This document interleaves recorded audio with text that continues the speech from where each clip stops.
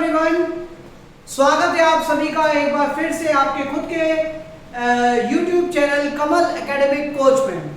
तो बच्चों, जैसा कि मैंने आप सभी से वादा किया था कि मैं पहले सारे चैप्टर्स को एक बार वन बाय वन करके सारे चैप्टर्स का जो प्रीव्यू आपको दे दूंगा, एक ब्रीफ डिस्क्रिप्शन में आपको दूंगा और उसके बाद हम लोग चैप्टर से जो भी क्वेश्चंस जिस पर्टिकुलर टॉपिक से बनते हैं वो सब डिस्कस करेंगे।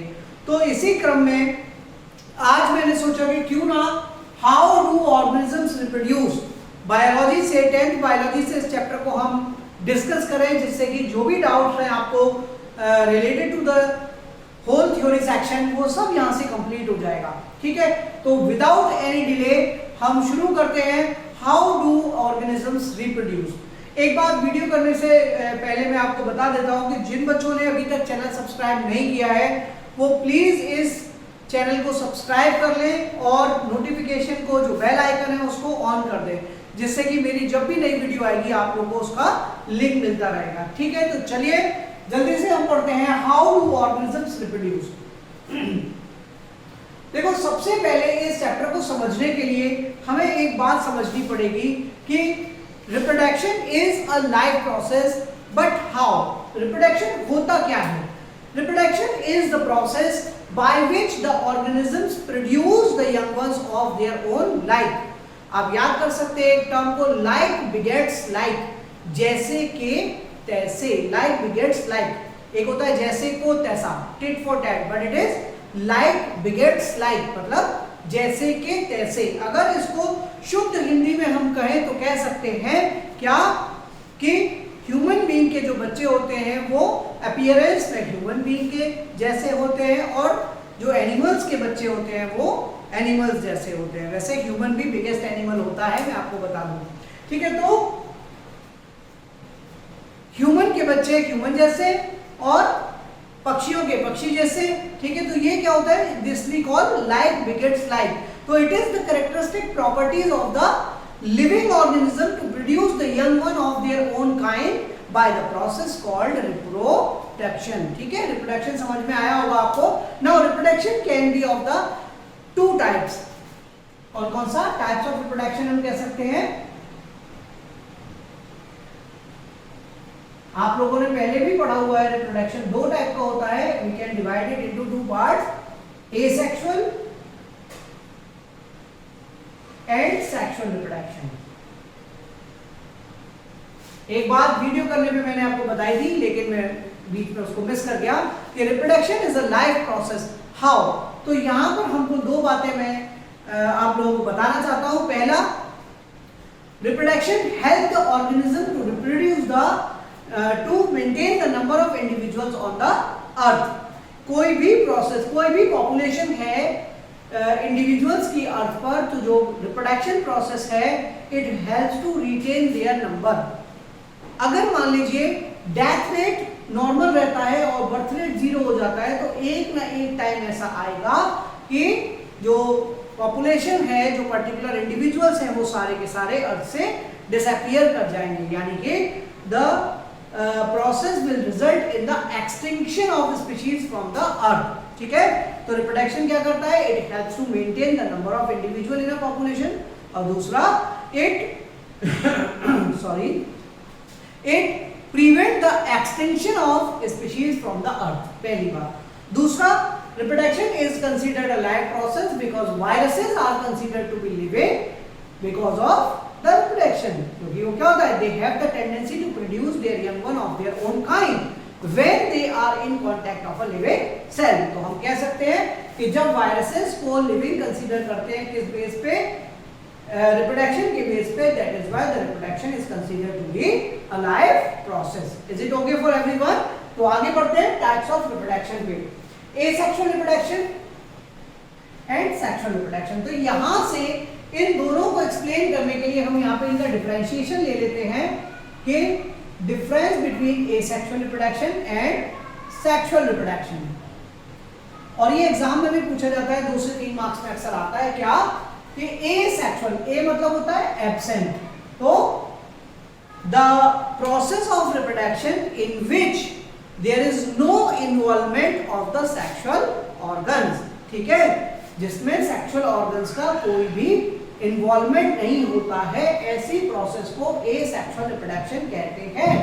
And the sexual reproduction, the process of reproduction in which there is an involvement of the sexual organs, is known as sexual reproduction। ठीक है, पहली बात आपको समझ में आई। दूसरा क्या होता है? Fertilisation.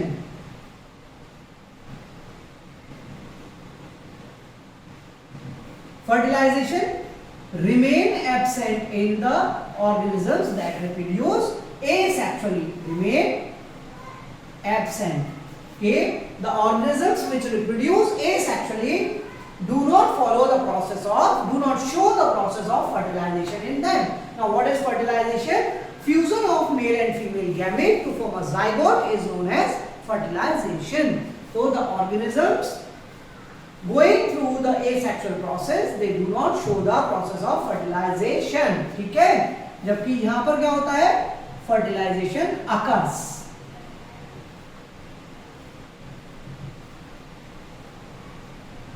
Fertilization occurs to form an embryo। ठीक है, यहां पर हम कह सकते हैं the process of fertilization takes place। Now the process of asexual reproduction is uniparental। When I say uniparental means only one parent is required for the process of asexual reproduction, जबकि हम कह सकते हैं the process of sexual reproduction is biparental।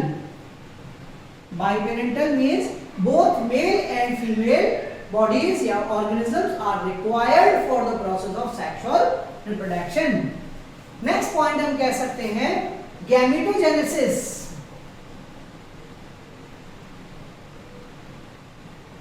Gametogenesis का मतलब होता है formation of gamete.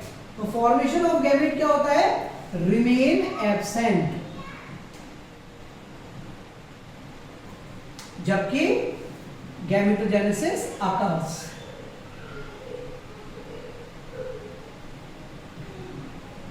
Gametogenesis occurs.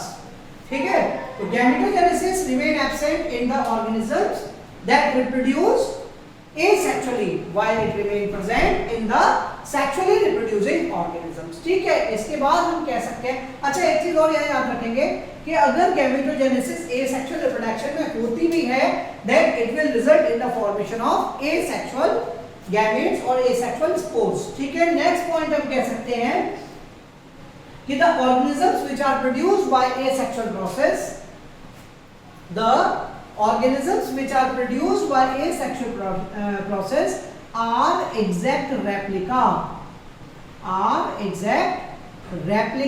of their parents। Means they are the Xerox copy of their parents, the organisms that are reproduced by asexual process, while the organisms that reproduced by sexual process show variations, they show variations. ठीक है, तो यहां से आप reproduction sexual और asexual reproduction के बीच के differences एक बार देख सकते हैं। ठीक है, आगे बढ़े।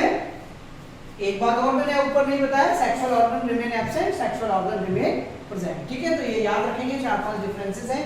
इससे आगे बढ़ते हैं, एक बार आप स्टॉप एंड रन करके इसको बाद में देख सकते हैं। मैं आगे से हट जाता हूं बार बार, जिससे कि बोर्ड जो है वो अच्छे से फोकस हो सके। तो आप देख सकते हो और आराम से इसको नोट कर सकते हैं।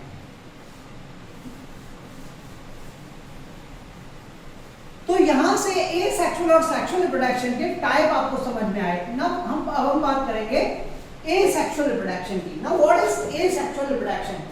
तो आप लोगों को ऑलरेडी मैंने बताया एसेक्सुअल रिप्रोडक्शन क्या होता है। The type of reproduction in which only one parent is required and the process of fertilization and gametogenesis remain absent, means the reproduction that occurs without the involvement of sexual organs। ठीक है, तो asexual reproduction के भी different types होते हैं। तो जरा देख लेते हैं कौन कौन से होते हैं reproduction के types। तो हम कह देते हैं various types of asexual reproduction।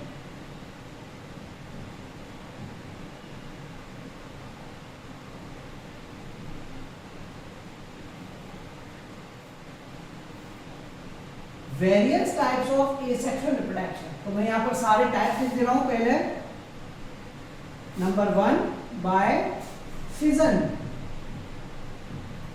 Number 2 by budding,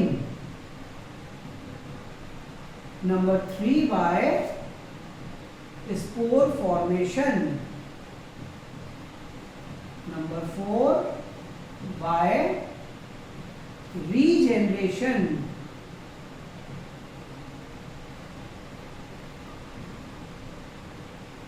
number 5 by fragmentation,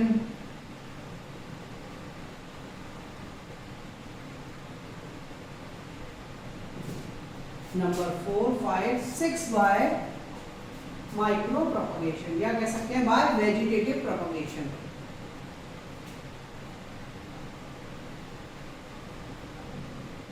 vegetative propagation. अब इनको सभी को 1 बाय 1 डिस्कस करेंगे, क्योंकि यहां से एग्जाम में श्योर क्वेश्चन आता ही है। ठीक है, एक बार देख सकते हैं, by fission, by budding, by spore formation, by regeneration, by fragmentation, by vegetative propagation. तो यहां से एग्जाम में क्वेश्चन आपको 101% मिलना ही मिलना है। ठीक है, चलिए आते हैं, क्या है देख सकते हैं। सबसे पहले हम बात करेंगे फिजन की। तो आपको फिजन नाम से ही पता चल रहा है, फिजन मीन्स टूटना, in which the main organism divides into 2 or many parts and each and every part gives rise to a new individual. That this process is known as fission. जैसे fission 2 type का होता है। Fission हमने 2 type का बताया, क्या? एक होता है बाइनरी फिजन और एक होता है मल्टीपल फिजन। तो बाइनरी फिजन हम सबसे पहले डिस्कस करते हैं। देखो, ये अमीबा में होता है।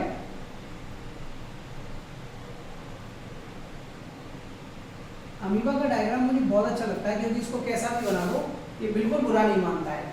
ठीक है, तो आप देख सकते हैं अमीबा में क्या होता है कि ये बीच में से ऐसे दबना शुरू होता है और उसी शेप में इसका न्यूक्लियस भी क्या होता है, बीच में से दब जाता है, बिल्कुल उसी तरीके से। It changes its shape and finally breaks from the middle and result in the formation of 2 new amoeba. ठीक है, this process is called binary fission, means in which the individual divides into 2 parts from the main body, ठीक है, and give rise to 2 new individuals। ठीक है, समझ में आया binary fission? Example याद रखेंगे इन अमीबा। ठीक है, वैसे अमीबा मल्टीपल फिजन भी शो करता है। मल्टीपल फिजन कैसे शो करता है कि during the adverse condition it absorb a lot of water and becomes ball shape. ये बाइनरी है, बाइनरी अलग है, आप समझ लें क्या कि during adverse condition it absorbs a lot of water inside the cell and become ball shaped.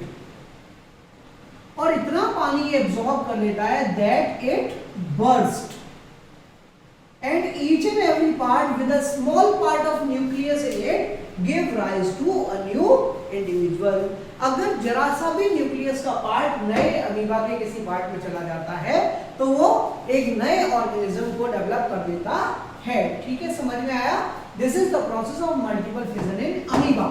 लेकिन अपने कोर्स में मल्टीपल फिजन का एक और एग्जाम्पल दिया हुआ है, मलेरियल पैरासाइट। अब देखो ये होता क्या है, हमारी आरबीसी है मान लिया। आरबीसी में जो मलेरियल पैरासाइट होता है वो क्या करता है, अपना स्पोरोजॉइट छोड़ देता है। ठीक है, ये इसने क्या किया, अपना स्पोरोजॉइट अंदर छोड़ दिया। अब ये क्या करता है, अपनी बहुत सारी कॉपीज बनाता है बाय एसेक्सुअल रिप्रोडक्शन। ठीक है, ये कॉपी बनाई इसने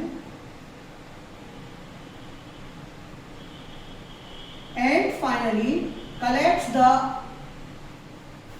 the cytoplasm of RBC around itself। इसके चारों तरफ क्या करता है, RBC के साइटोप्लाज्म को कलेक्ट कर लेता है।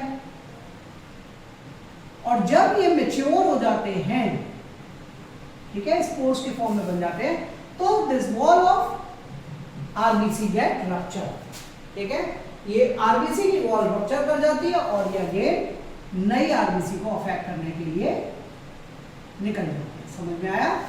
इसीलिए क्या होता है, जब मलेरिया फीवर होता है, मलेरिया पैरासाइट के कारण मलेरिया होता है, तो क्या होता है, अल्टरनेटिव स्टेजेस होती है, ठंड लगती है, गर्मी लगती है। तो जब बहुत तेज ठंड लगती है, शिवरिंग होती है, उस ड्यूरेशन में क्या होता है, the wall of alveoli get sorry the wall of RBC get rupture. ठीक है, तो समझ गए होंगे आप मल्टीपल फिजन। एग्जांपल याद रखेंगे, मलेरियल पैरासाइट, पूरा नाम होता है प्लाज्मोडियम बाइवैक्स। क्लियर है? आगे बढ़ सकते हैं। तो फिजन आपके समझ में आ गया होगा। नंबर 2 पार्ट आता है बडिंग।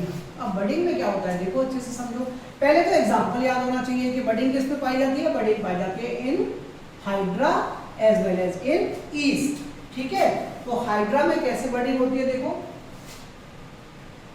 नियर द सबस्ट्रेट, एक जैसे मान लो ये हाइड्रा है, ठीक है, ये किसी, चलो इसको हटा देते हैं, ये हाइड्रा है। अब नियर द बेस क्या होता है, कोई सेल जो होती है, अच्छे से बना दूं हाइड्रा, नहीं तो बुरा मान जाएगा।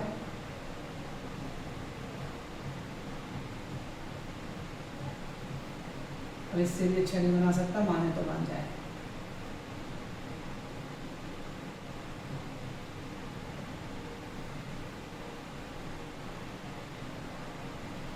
ठीक है भाई, तो होता क्या है कि नियर द बेस, यहां से एक सेल होती है, कोई भी सेल क्या करती है, एक एक्सटर्नल प्रोटूबरेंस यानी कि एक्सटर्नल ग्रोथ या कह सकते हैं बर्ड के फॉर्म में ग्रो करती है।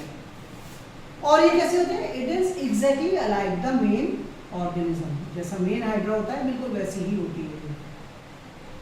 ठीक है, it grows in size and become mature. ये जब तक ग्रो करती है जब तक ये बिकम, जब ये मैच्योर नहीं हो जाती, on maturation it separates to give rise to a new individual. समझ में आया?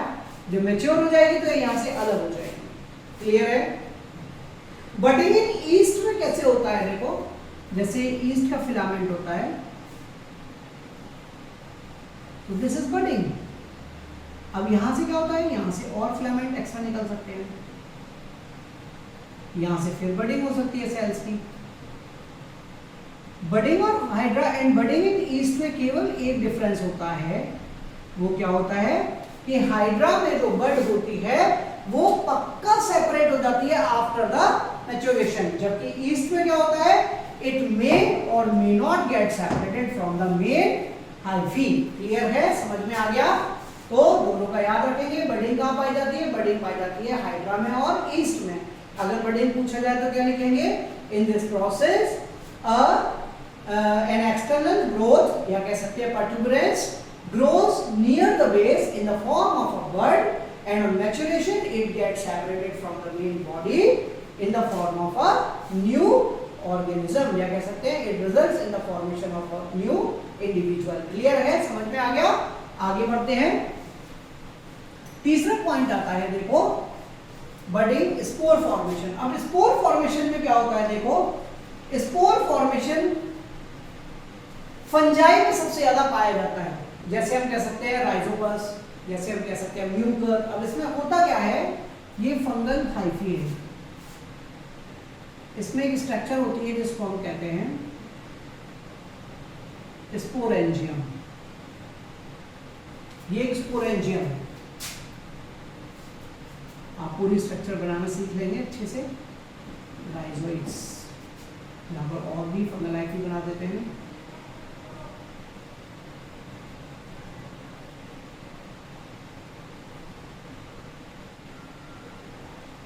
तो ये होता है स्पोरेंजियम।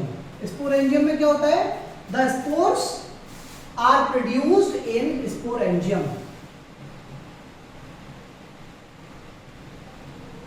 अब देखो स्पोरेंजियम में क्या होता है, जो इसका न्यूक्लियस होता है ये बार बार क्या होता है, डिवाइड होता है। मैं यहाँ पर एक प्रोसेस का नाम ले सकता हूँ, मियोसिस एंड माइटोसिस। चलो उनको बाद में हम पूरा डिस्कस करेंगे। तो क्या होता है, इसका न्यूक्लियस डिवाइड होता है again and again and again, और finally it collects the cytoplasm of sporangium around it. Sporangium के साइटोप्लाज्म को ये अपने चारों तरफ कलेक्ट कर लेता है।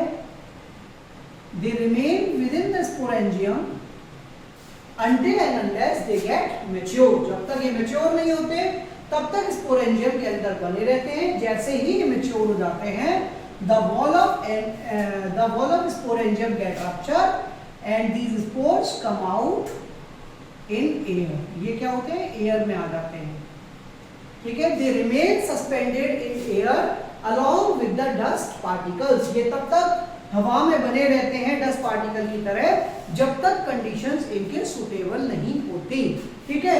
जैसे ही इनको सुटेबल कंडीशंस मिलती हैं, as soon as they get suitable conditions for their germination, they germinate to form a new fungal hyphae। Clear है? This is the process of spore formation। और ये किसमें पाई जाती है? It is found in most of the fungi। कह सकते हैं Mucor, Rhizopus etcetera. Clear है? एक बार देख सकते हैं डायग्राम, जो भी मैंने बोला उसको नोट कर सकते हैं और आगे बढ़ सकते हैं। नेक्स्ट वन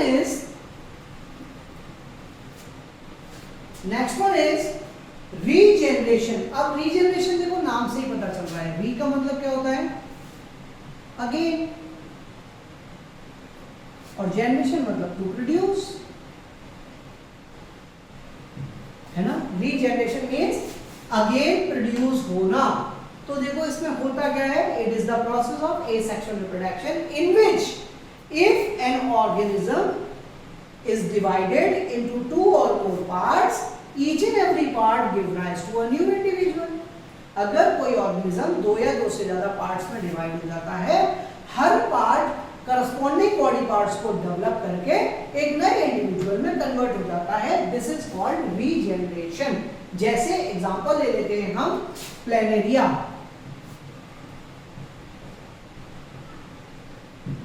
प्लेनेरिया में क्या होता है? देखो प्लेनेरिया इतना सुंदर सा होता है,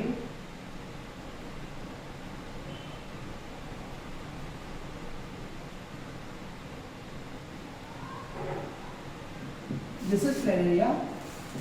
अब देखो प्लेनेरिया में क्या होता है? अगर मान लो इसके बॉडी को हमने तीन पार्ट में कट कर दिया, यानी कि एक बॉडी बनी, एक पार्ट बना कुछ ऐसा, एक पार्ट बना कुछ ऐसा, और एक पार्ट बना कुछ ऐसा। क्या होगा? Each and every part develops the corresponding part. जैसे अगर मैं इस वाले पार्ट की बात करूं तो क्या होगा? It will develop the lower part of the body and will be developed as a new individual। ये क्या करेगा? It will develop the head as well as the tail and it will develop the remaining body part of the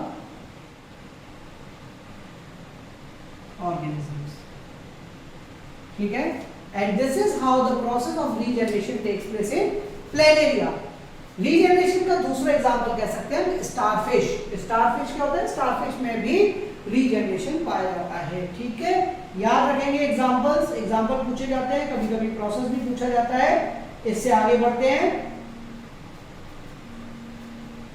एक बात regeneration में कभी कभी पूछ ली जाती है, मेरे को याद आ गया कि क्या जो लिजार्ड की पूंछ कट के अलग हो जाती है वो दोबारा उगाती है, तो is this the process of regeneration?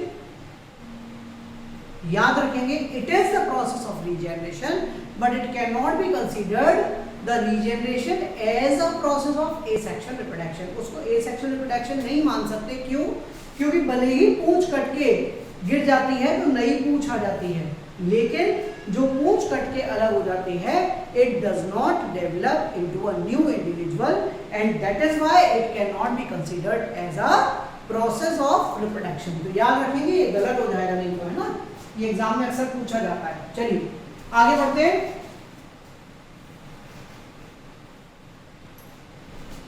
Regeneration के बाद आता है फ्रैगमेंटेशन। फ्रैगमेंटेशन क्या है? देखो it is the special case of regeneration and it is found in the spirogyra. ये ज्यादातर एल्गी में पाया जाता है, ये फंजाई में पाया जाता है, ये एल्गी में पाया जाता है। तो हम कह सकते हैं it is the special case of regeneration. कैसे?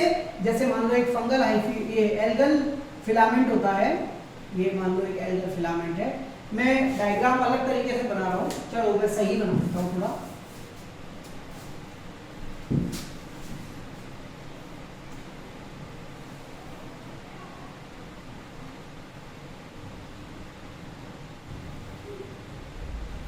मान लिया ये एक एल्गल फिलामेंट है और ये क्या करता है,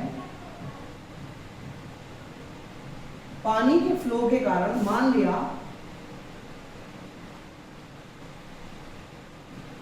तेजी से पानी आया बह के और ये यहां से ब्रेक हो गया, ठीक है। Then no issues, it will develop into a new algal filament. समझ में आया?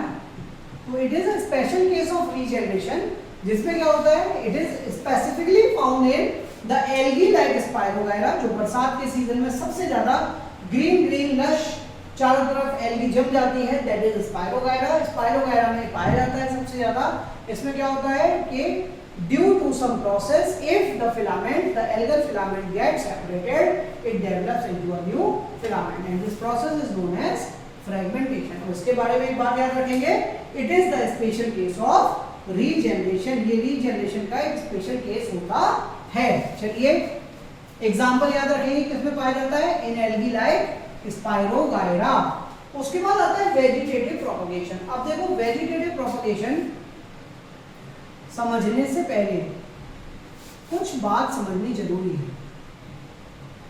क्या बात, अभी बताते हैं आपको। वेजिटेटिव प्रोपगेशन, देखो हमारे बॉडी में या किसी भी इंडिविजुअल के बॉडी में दो तरीके की सेल्स होती हैं। एक होती है सोमैटिक और दूसरी होती है germinal. Germinal cell which help in the process of reproduction, यानी कि अगर मैं इनका एग्जांपल लूं तो क्या होती है, स्पर्म्स एंड ओवम।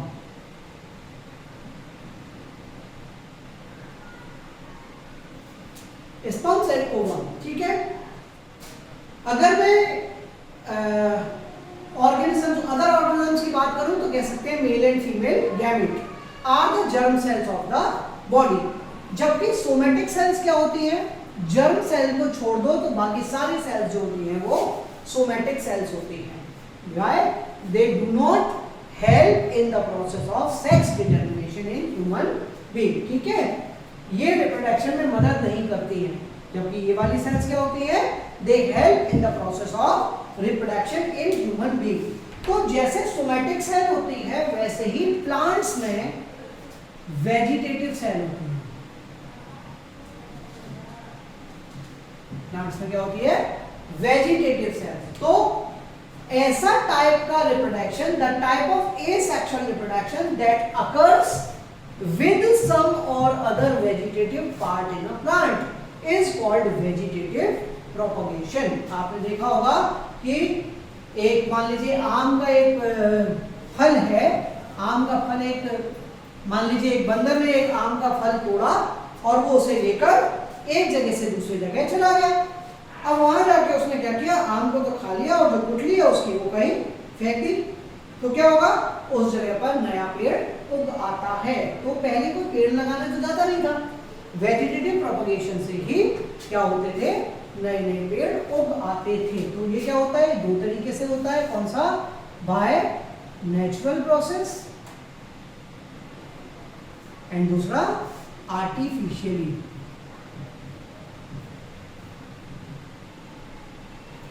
तो आपको यहां से क्या करना है, नेचुरल वेजिटेटिव प्रोपगेशन से आपको एग्जांपल्स याद कर लेने हैं कुछ, कि भाई किस किस ऑर्गन के, किस किस वेजिटेटिव ऑर्गन के थ्रू क्या होता है,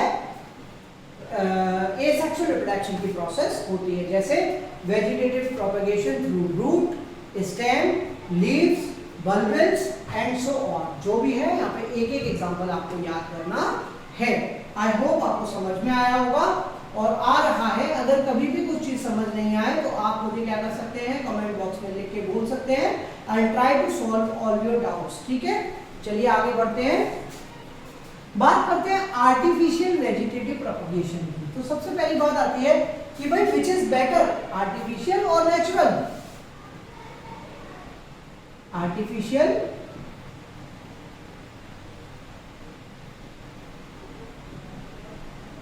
वेजिटेटिव प्रोपगेशन।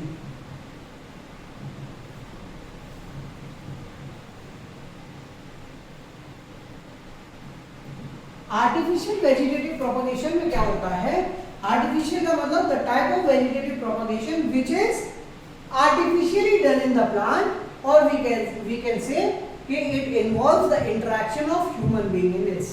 ठीक है, ह्यूमन इंटरेक्शन के कारण आर्टिफिशियली वेजिटेटिव प्रोपगेट किया जाता है। तो कौन कौन सा होता है, पहले पता करेंगे बेटर कौन सा होता है। तो of course we can say artificial vegetative propagation is a better way of vegetative reproduction in a plant. कैसे, इससे फायदा क्या होता है, देखो दो तीन बातें याद रखना, ये एग्जाम में पूछा जाता है। पहला, it helps to develop the new varieties of the plant. अब न्यू वेराइटीज कैसी होंगी, जो कि हाई यील्डिंग होंगी, डिजीज रेजिस्टेंट होंगी, वाटर रेजिस्टेंट होंगी। High yielding, disease resistant, water resistant varieties artificial vegetative propagation से ही डेवलप की जा सकती है।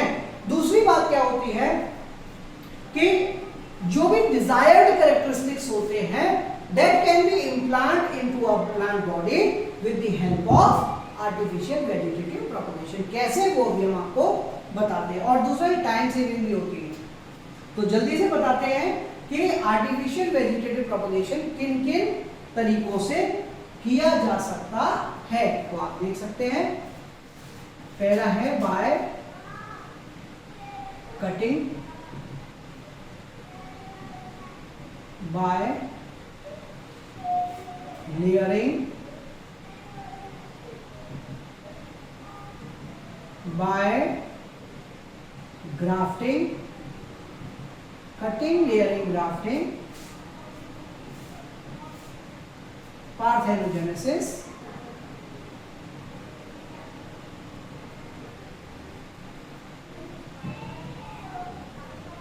Bye micro propagation.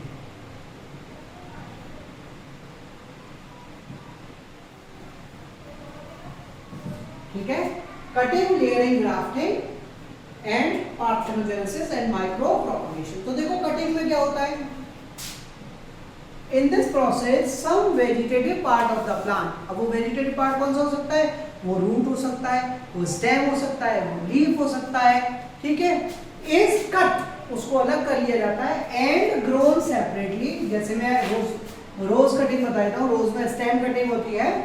तो स्टेम को क्या करते हैं, कोई भी एक छोटा सा पीस डालकर ऐसे कट करते हैं, फिर उसमें क्या करते हैं, जैसे ये डाल है, यहाँ से एक कट लगाते हैं इस तरीके से, क्यों, जिससे कि इसका सरफेस एरिया थोड़ा बढ़ जाता है, और इसको फिर जमीन में इस तरीके से एंगल पे क्या करते हैं, ग्रो कर देते हैं।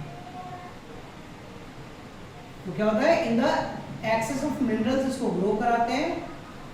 ठीक है, then it grows into the new plant. ठीक है, समझ में आया। तो आपको एग्जांपल्स याद रखने हैं कि कटिंग में क्या होता है। कटिंग में जैसे हम कह सकते हैं रूट कटिंग की जाती है लेमन में, टैमरिन में भी की जाती है, stem cutting in rose, coffee, grapes etcetera, and leaf cutting is done in bryophyllum. ठीक है, तो एग्जांपल्स याद रखेंगे, एग्जांपल्स यहाँ से सबसे ज्यादा पूछे जाते हैं। उसके बाद आती है process layering. I hope cutting आपको समझ में आ गया होगा। एक बार फिर से बता दूं क्या, in this process some vegetative part of the plant is cut and separately grown in soil in excess of minerals। ठीक है, the vegetative part finally grows into a new plant body।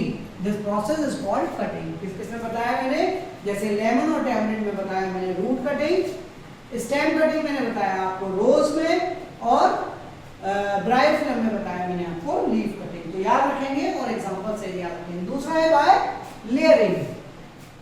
Layering में क्या होता है, जैसे मान लो ये jasmine में पाया जाता है, मोगरा में पाया जाता है। ये एक प्लांट है,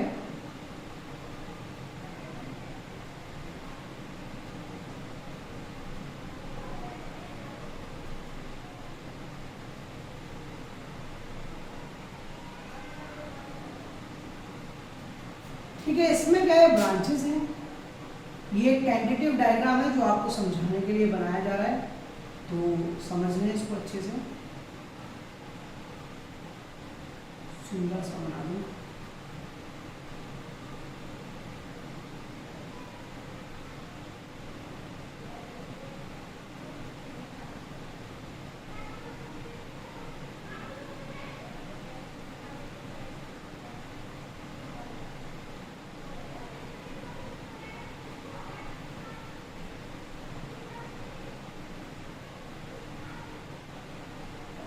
इस प्रोसेस में क्या होता है कि जो ब्रांच होती है near the base of the plant, उस ब्रांच को क्या करते हैं, स्ट्रेच करते हैं, उसका कुछ पार्ट जमीन के नीचे दबा दिया जाता है।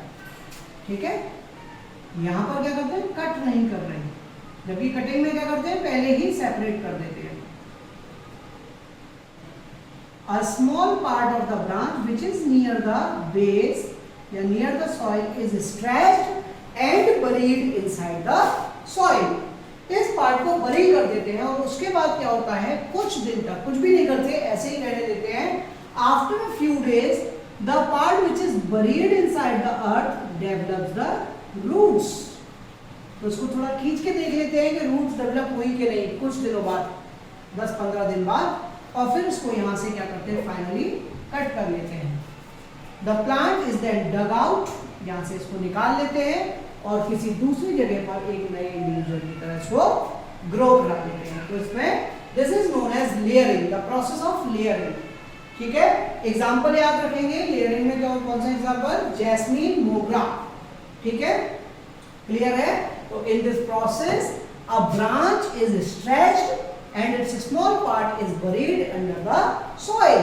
ठीक है, after a few days the part which is buried develops the root and then it is cut from the main plant body, it is separated from the main plant body and then grown separately as a new individual. समझ में आ गया। Example jasmine, मोगरा, याद रख लेंगे। Cutting, layering. तीसरा point मैंने बताया आपको, ग्राफ्टिंग। अब देखो ग्राफ्टिंग बहुत इंपॉर्टेंट है। ग्राफ्टिंग में क्या होता है, मान लीजिए हमारे पास 2 आम के पेड़ हैं। क्या है, 2 आम के पेड़। एक पे फल बहुत सुंदर, बहुत हेल्दी आते हैं, लेकिन वो क्या होते हैं, मीठे नहीं होते। और दूसरा एक आम का पेड़ है, उस पे फल तो बहुत मीठे लगते हैं, लेकिन उनमें क्या होता है, थोड़े दिन बाद कोई डिजीज लग जाती है।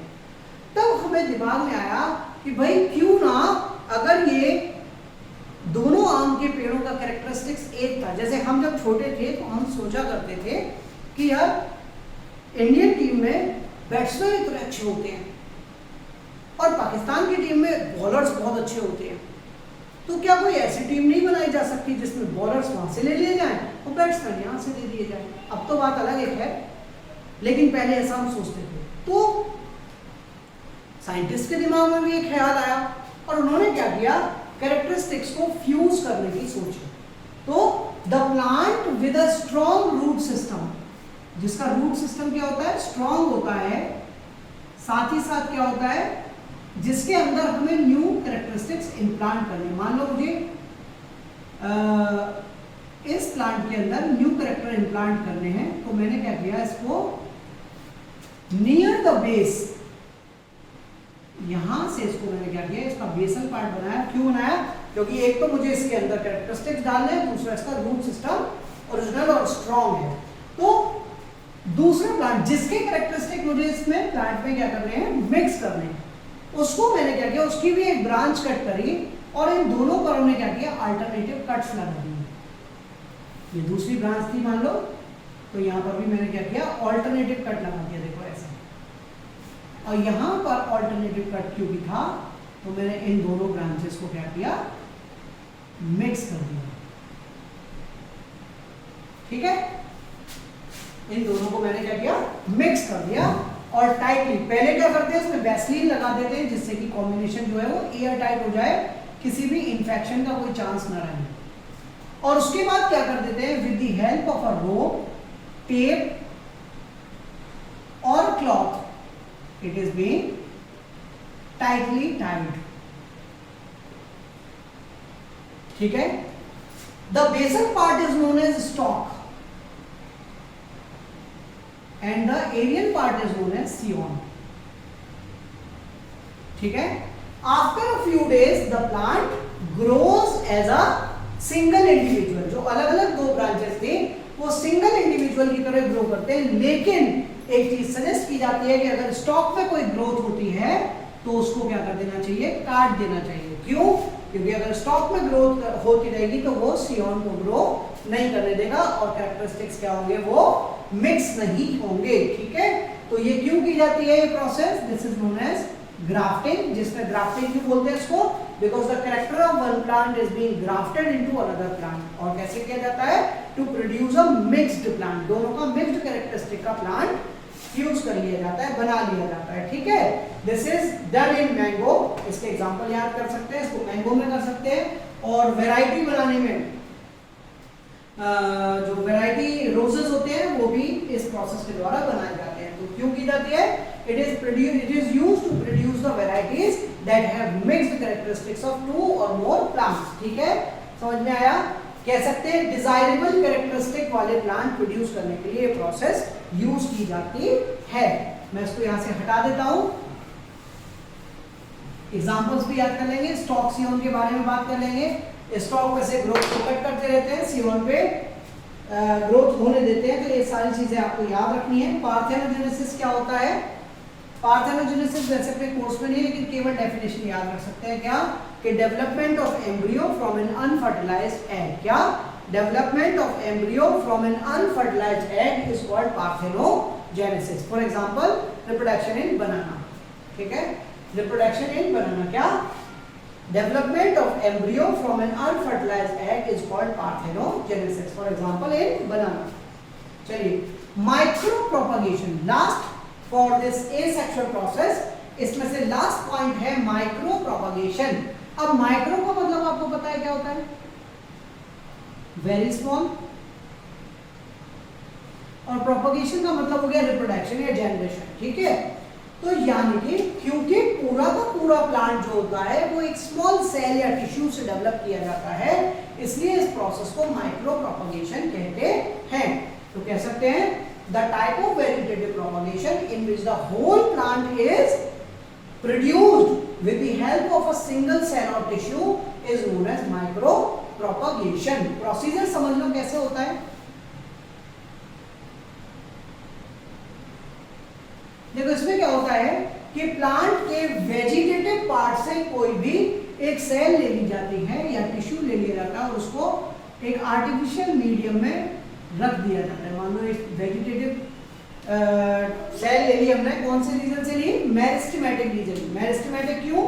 क्योंकि मेरिस्टेमेटिक रीजन की जो सेल्स होती हैं उनमें कैपेबिलिटी होती है that they can divide through out. ठीक है, और इनको एक आर्टिफिशियल मीडियम का मतलब होता है फूड। आर्टिफिशियल मीडियम में हमने इसको रखा। क्यों रखा? ऐसा medium which supports the process of cell division. अब इन सेल में क्या हुआ? डिवीजन हुआ, 1 से 2, 2 से 4 हुई, 4 से फिर आगे बढ़ी, और इस तरीके से क्या होता है, एक बंच ऑफ सेल डेवलप हो जाता है जिसको हम कहते हैं कैलस। ये कैलस बन गया। इस कैलस को क्या करते हैं, यहां से निकाल कर एक दूसरे मीडियम में ट्रांसफर कर देते हैं।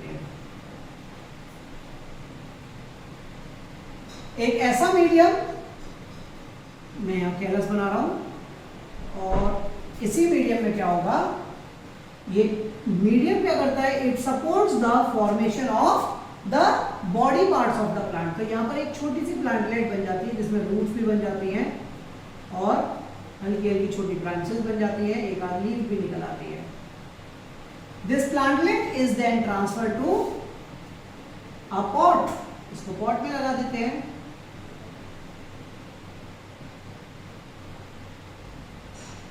जहाँ ये थोड़ा और ग्रो हो जाता है और इसको फाइनली कहाँ पहुंचाते हैं, फील्ड में पहुंचाते हैं। समझ में आया? This is the process of micro propagation. ठीक है, because the whole plant is produced by a single cell और tissue, that is why it is termed as micro propagation. Micro propagation जब प्लांट में किया जाता है, this technique is known as tissue culture. जब plant में use की जाती है, it is known as tissue culture, while in animals it is known as cloning. In plants it is called tissue culture, while in animals it is known as cloning. और clones क्या होते हैं? Clones are the identical twins which are formed as a result of asexual reproduction. Identical twins that are formed by the process of asexual reproduction. Twins और clone में difference होता है. Twins भी identical हो सकते हैं, लेकिन clone क्या होते हैं? Identical twins produced by the process of asexual reproduction. तो यहाँ पर asexual reproduction का पूरा काम समाप्त हो जाता है. आई होप जो भी मैंने आप लोगों को समझाया वो आप सभी के समझ में आया होगा. तो एक बार आप दोबारा से स्टॉप एंड रन करके वीडियो को देख सकते हैं, जिससे कि आप सभी को समझ में आ जाए कि इस पर्टिकुलर चैप्टर में मैं आपको क्या समझाना चाह रहा था. ठीक है, क्लियर है? तो अगर मैं आपको ये चैप्टर समझा पाया यहाँ तक तो इसमें तो मेरा प्लेजर ही है ऑफ कोर्स. और आगे भी अगर आपके डाउट्स होंगे तो मैं आपको समझा पाऊंगा और आप मेरे को कमेंट बॉक्स में लिख सकते हैं, मैं उनको जरूर सॉल्व करने की कोशिश करूंगा. फिलहाल इस वीडियो को यहीं एंड करेंगे, क्योंकि इसका नेक्स्ट पार्ट लेकर मैं आप लोगों के पास जल्दी ही पहुंचूंगा और डेली बेसिस पे मैं आपको पहले चैप्टर समझाऊंगा और उसके बाद उनके क्वेश्चंस के डिस्कशन करूंगा. तो अगर फिर से मैं कहूँगा चैनल सब्सक्राइब नहीं किया है तो चैनल को लाइक शेयर सब्सक्राइब कर दें और ज़्यादा से ज़्यादा अपने फ्रेंड्स तक इसको पहुँचाने की कोशिश करें, क्योंकि हमारा जो मोटिव है वो क्या है कि सारे बच्चों के मैक्सिमम मीन्स 95% मार्क्स आए, जिससे कि क्योंकि कोई भी देश कब बलवान होता है जब उसके स्टूडेंट्स बलवान होते हैं. तो मैं चाहता हूँ आप सभी लोग बहुत अच्छे मार्क्स लेकर अपने 10th यानी पहली सीढ़ी को पास करें और फिर एक अच्छे भविष्य की ओर अग्रसर हैं. Thank you so much. Bye bye.